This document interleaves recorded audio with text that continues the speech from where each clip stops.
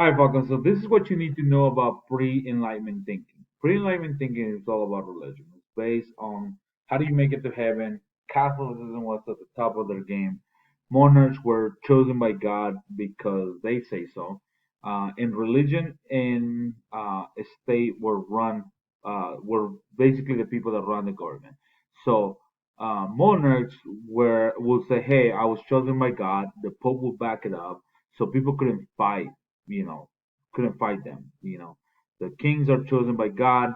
The Pope is the representative of God on earth, so you have to follow what they said. Everything is focused on the afterlife. How do you make it to heaven? How do you ensure that you are Christian enough or good enough for you to make it? There's a low percentage of people who are educated, so people are often told what to believe, and people often believe what they were told all the time. Then the Enlightenment comes, and you have people such as Montesquieu who start to question and challenge the establishment, the kings and the Pope.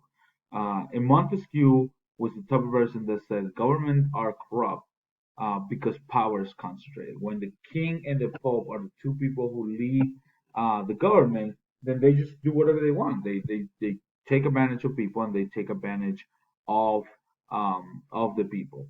So Montesquieu called for a separation of power. It says that the church needs to stay with the church, the king needs to stay with the church. Excuse me, the king needs to stay with ruling the people, church with the church, king with ruling the people. The reason why Montesquieu is saying this is because Montesquieu believes that monarchs or kings, queens are and can become corrupted because they have a way to be backed up with their ideas.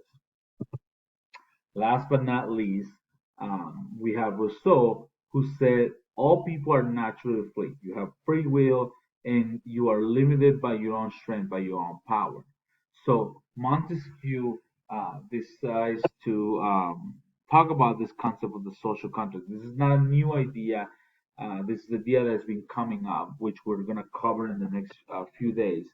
But he says people should enter a social contract and they should give up their own individual freedoms to experience more freedom because by having your community back you up, you are setting yourself for success.